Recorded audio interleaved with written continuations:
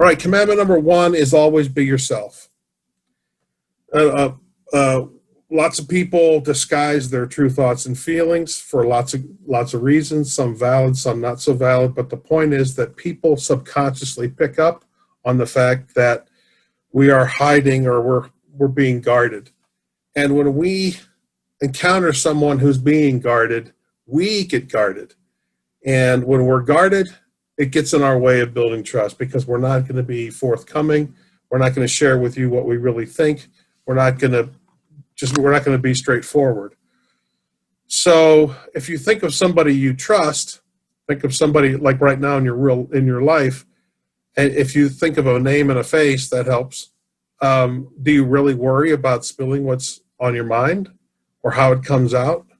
And probably not. And that's the beauty of trust, is that we can be ourselves. So if you struggle with this commandment, this is how I'm going to probably wrap up every little commandment as I go through it. It's just to kind of say, if you struggle, this is what it looks like. If you don't struggle, if you're living according to this commandment, this is what it looks like. So if you struggle with this commandment, you're packaging or hiding your thoughts to manage or control other people's reactions.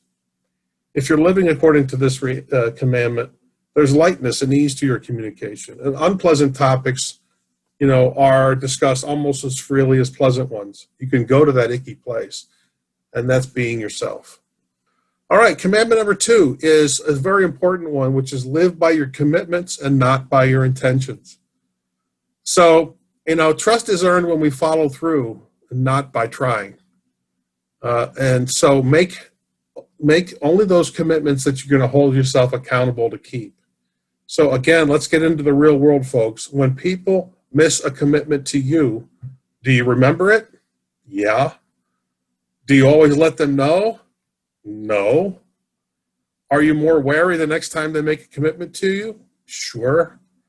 So we don't tell people when they blow a commitment always, but we're always paying attention. And that's what's going on with folks and our commitments. So we watch people are watching for patterns all the time. Fair or unfair, we draw conclusions about people's reliability. So whether or not other people confront us, let's not kid ourselves. People pay attention to our commitment performance. And few things destroy trust more quickly than a pattern of broken promises. It's so much better to say, no, I can't do it, or I'm not going to be able to do it up front, than to miss a commitment. So treat your word as the obligation it really is. A lot of people have a tendency not to say no, or they don't want to say no, or they think they can't say no. But no is a great word to learn, especially as a trust builder. I just can't do it, but I can do it then. Just own the fact that you have a limited number of commitments you can actually keep. So if you struggle with this commitment, here's what it looks like. You frequently apologized for your missed commitments. That's what it looks like. Real simple. If you're living this commandment, then no is a welcome and mutually acceptable response. It becomes part of your natural life. Commandment number 3, what I call seize the day. Seize the day today. So deal with trust issues and challenges right now as they emerge. Don't wait. So I've taught this stuff for 30 years, and not one person has told me yet that they enjoy conflict, that they wake up in the morning and say, I can't wait to go have this difficult conversation with somebody. In fact, we often hope that this person walks past our desk or house or life without having that conflict. And so what happens is that issue grows and grows. So we hope conflict gets easier, but we're in for a long wait. So seizing the day means waiting through the disruptive or icky subjects as soon as possible. So if you struggle with this commandment, we end up politing all over each other. That's what I call it. I don't know what you call it, but I call it politing all over each other, which is just being nice, wearing the smile, acting like there's no real problem, but underneath the surface, you got this issue that really needs to be addressed. If you are living according to this commandment, then you privately discuss those icky subjects despite the awkwardness. And again, privately, face-to-face, with respect, away from an embarrassing situation. Talk to them privately in a constructive way. One of the workshops that I do is all about teaching people, giving people the the skills and the practice to have those conversations in a constructive way. Commandment number 4, honor those around you. So honor those around you. And there is no greater honor than to give people your full attention, listening for deep understanding, and being willing to be influenced by them. So that's what I mean by honoring people. Giving them your full attention, listening for deep understanding, and being willing to be influenced by what they say. I'm not saying you're influenced by what they say, but just being willing is a huge thing to honor someone. So a little honesty, when I just think about this, where you are right now, this second. Do you listen with the intent to be persuaded? Are you trying to learn the complexity of somebody else's viewpoint? Or instead, are you looking for weaknesses in their position? Or are you really thinking up counter arguments while they're still talking? Because if you're doing those things, you're not really listening or willing to be influenced. And they can tell. See, when we're convinced of our own rightness, there's no real room for opposing or alternative views. So there's no real reason for deep listening. And here's the thing, though, when it comes down to trust. If you don't listen to me, then I don't think you care about me. And then I can't afford to put my trust in you because ultimately I don't feel safe. If I don't think you care about me as a person, I'm not so sure it's safe to be honest, to be myself around you. So as a trust builder, I want to be honoring people no matter where I go, no matter what the situation. Even those who I firmly disagree with, I still want to honor them. If you struggle with this commandment, here's what it looks like. You interrupt them a lot. If you have been accused, people will tell you, hey, you've been interrupting me a lot. Right there is a big clue that you're not honoring folks because you have a tendency to run past them. You're not slowing down enough to really listen. Or if you get into this yeah, but thing, if someone says something and you respond with yeah, but, or something along those lines, you're actually competing with them instead of listening with them. Or if you live by this commandment, what you typically have a tendency to do is paraphrase. So you might say, oh, so here's what I think you're saying. And so what you mean is this. And so what you're actually doing is using what they're saying and throwing it back to them in your words, which really helps them understand you've really got it. You really care about what they say, whether you agree with it or not. And then the other clue that people are living according to this commandment is that both people are impacting the results of the conversation. There's no winners and losers. Commandment 5, don't extend blind trust, lest you fall into the pit. That's the way I say it. So yes, I'm a trust builder. I believe in trust and all the big impacts that it gives us in life, but not everybody's trustworthy. So we gotta keep our eyes open. We all have occasional shortcomings, but patterns of unreliability can't be ignored. We got to be watching for consistency from people. If their communication is inconsistent, if their competency, what we count on them to do, is inconsistent, and they don't show us personal care and concern consistently over time, we watch these patterns and they're just not there, I'm going to withhold my trust. And that's because my trust is valuable and precious, and it shouldn't be given lightly, and it shouldn't be taken for granted. So that's why it's in my mix, because it's not just about us building trust, but our trust is valuable. We don't want to just give it away to people who aren't worthy of that trust. That's where trustworthiness comes from, of course. So nobody's perfect, okay? We've got to have reasonable expectations. People make mistakes. I get it. It's that chronic long-term pattern that we just have to, we have a gut instinct that says, you know what? I really can't afford to put my trust in this person. If you struggle with this commandment, this means that you probably are over-trusting. And so what happens is you end up with too many surprises, too many disappointments, and a growing sense of unease around somebody, but you keep taking more and more risk. If you're living with this commandment, then you're willing to level with a person and a growing sense of safety and confidence. So you can actually face the fact that there's a pattern that isn't working, but the other person responds and then addresses that pattern. Then you got something going. You don't want to just ignore the pattern, but you also don't want it to build up without addressing it. Commandment number 6, be the window, not the wall. Be the window, not the wall. I mean by this very simply, be transparent. Transparent people encourage trust. So fear, defensiveness, and a closed mind just offer darkness. So what I recommend, openness and vulnerability, allow the light to shine. So Brene Brown and some other authors are out there and speakers do a great job with this whole concept of vulnerability. I highly recommend those folks. Now, just to make a quick point, we're entitled to our own private thoughts and feelings, of course. We don't have to say everything that runs through our brains. In fact, many of us need to learn where that on and off switch is, because that allows us to be emotionally and mentally healthy, to have some private thoughts.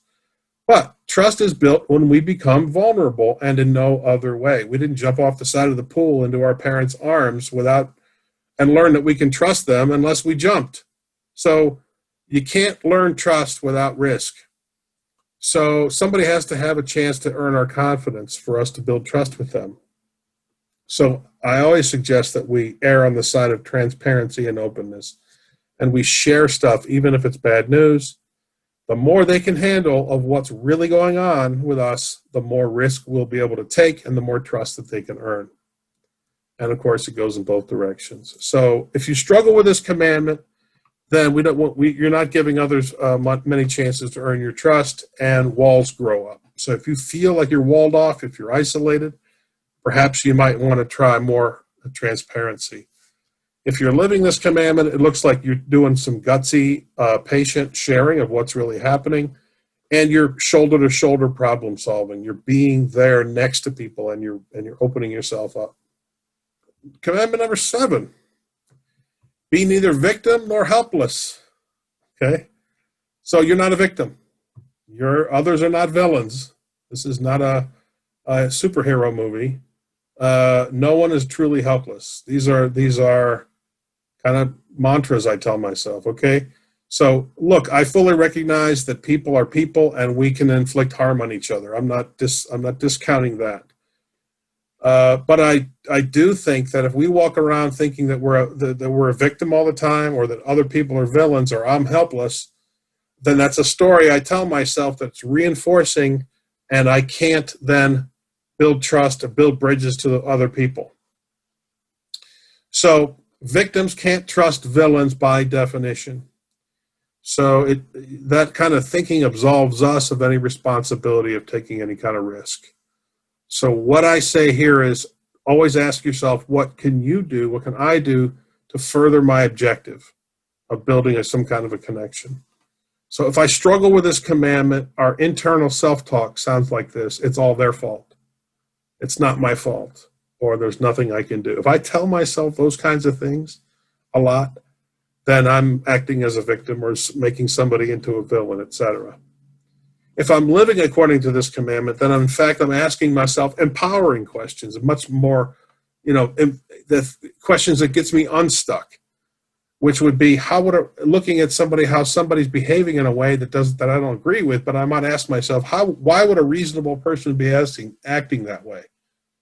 And try to come up with some other explanation that isn't make them a villain. Or what am I doing or that might be adding to this problem? What am I doing that's adding to this problem? And stop being such a victim. Maybe I'm contributing to this mess somehow. Or maybe another question, what can I do right now to move this thing forward and not acting so helpless? But maybe I can pick up the phone and have a conversation, whatever it happens to be. Commandment number 8, address the right person. Address the right person. A lot of organizations, we learned this in grade school. Stop talking behind other people's back, we called it. But you know what? It's still with us as adults. Address the right person. Take matters up with their source. The indirect route sows dissent. It erodes your credibility. It wastes time, and it doesn't solve anything. Organizations get really trapped in this behavior, and I have to really help people oh yeah, and we're not supposed to do that, are we? But it's such a trap because of our conflict avoidance, It's helpful to find a sounding board. Okay, there's no reason why you can't pull somebody aside and say, do you see what I see? That's a helpful sounding board, but it can be a slippery slope into dishonorable talk and gossip. A phrase I use a lot is, don't be disloyal to the absent. Don't be disloyal to the absent. People who aren't here to defend themselves, if you're being disloyal to them, you know you're not addressing the right person. So complaining to the wrong person is a trust-destroying behavior. It just destroys trust. Taking the issue to the right person resolves the concern with a whole lot less risk to you, to them, and to the organization. So if you struggle with this commitment here or commandment, here's what it looks like. You're just stirring the pot. You're not solving anything. You're creating factions within a company or your student body or whatever it happens to be. If you're living this commandment, then you're having private, constructive problem solving. Number 9, do not manipulate. Real simple, don't play head games to get your needs met. And sooner or later, it's going to backfire and erode the trust you've already built. Manipulation is a belief that the end justifies the means. So it comes in many forms. So it could be withholding valuable information from somebody, taking shortcuts, pretending that things are different from how they really are, not trusting others to handle the truth, so you only give them what you think they can handle, that sort of thing. That's manipulation. You're not helping people really see the whole story and trusting them to be adults. If you struggle with this commandment, what's happening is you're feeling overly responsible and insisting that others live up to your expectations. You're also we keep other adults in the dark for their own good. We tell ourselves, hey, we're keeping them in the dark, but it's for their own good. You're kidding yourself. You're manipulating somebody. If you're living this commandment, then what happens is you're starting to see people that they're responsible for themselves, and that you're showing empathy, you're listening, and you're expecting other people to carry their own load. So you tell them the whole story. You're not withholding anything, and you don't manipulate, and you realize that they're carrying their own ball down the field. Commandment number 10, we value others. It's different than honoring others. What I mean by this is we want to preserve people's dignity and the right to their own perceptions. We want to see people as gifted people. We know what it feels like to be undervalued. We feel small, underappreciated, and resentful. That feeling when you feel like you're this big. So we don't want to, when you feel that way, you don't want to nobody takes any risk. A lot of behaviors and attitudes that tell other people that they hold little value, right? There's lots of ways we can convey that without even trying too hard. So we want to encourage people who hold opinions different from ourselves. We want to focus on people's talents instead of the things they lack. We want to stop everything else and give people our full attention, right? We want to build trust in such a way that we show people that they matter with each interaction we have, that they feel valuable to you. Man, that is such a huge deal to build trust, just allowing people to feel valuable around you. If you struggle with this, what happens is one of the ways you're struggling with this is that you have what I call foxhole style communication. In World War I, they used to come out of their foxhole, spray a lot of bullets, in other words, say a lot, and then dive down into the foxhole. If that's the way you communicate, you don't really have that valuing, but you just say what you got to say and then run. That's what I call foxhole style communications. Or if you come at the world with black and white thinking, it's my way or the highway, you're not building trust. You're not valuing other people who have different opinions. If you're living according to this commandment, then diversity and inclusion are seen as assets, not something to be overcome. And you can disagree with people without conflict, without damage. That's not a problem. In fact, it's a good thing to have disagreement, to see the world differently. Be a safe harbor in the storm. My 11th commandment, be a safe harbor in the storm. So trust is earned or lost when emotions run high, right? In a crisis, the people who keep calm, show empathy towards others, and keep a cool head, folks are drawn to them. But people who lose it and get all emotional and start pointing fingers and going crazy, those are the ones that we don't need in the crisis. I think of Sully. You guys know that story about the plane who got hit by birds and had to land in the Hudson River. Trustworthy folks emerge during a crisis. And in the crunch, people seek out those who appear calm and in control. Now, fortunately, I don't know that any of us are going to have to land a plane on the Hudson River, but that sense like it's going to work out. I don't know exactly what to do, but let's keep our heads and see what our options are. That's enough, usually. That's enough for people to just, they'll remember what happens during that crisis if you can keep your head. So panic reactions they're understandable, but they don't engender immediate confidence. So we got to roll with things. Don't take matters personally and just give yourself time to think. Just breathing through a crisis does so much to build trust. If you struggle with that commandment, you have emotional or robotic response to crisis. You either shut down or it's all emotional. These are both things where you're struggling with a commandment. If you're living with this commandment, you're calm and you're present, but you're engaged in the middle of crisis. And you have competent situational leadership, which is reassuring to others. You don't have to be in charge during the crisis, but you help people calm and come back to themselves so that they can bring their brains instead of their emotions into the crisis so they can work it through. All right, so those are the 11. Like the original 10, no one can work them perfectly. I don't work them perfectly every single day, by all means, and I wrote them. So don't judge yourself as I was going through those. I just want you to think about, it's not about bad or good. It's about how can I, which ones of those are my strengths and which ones of those do I need to work on maybe a little bit more than others. Use them as reminders about how to make your poor relationships better, why there might be not as strong as you want them to be. And I just know that trust is built slowly and purposefully over time. Take your time as you build trust with folks. Because if you want to build trust overnight, that itself is a trigger for people to be mistrusting. Hey, what's this guy or gal trying to pull if they're trying to make me trust them immediately? Take your time because that's how trust is built.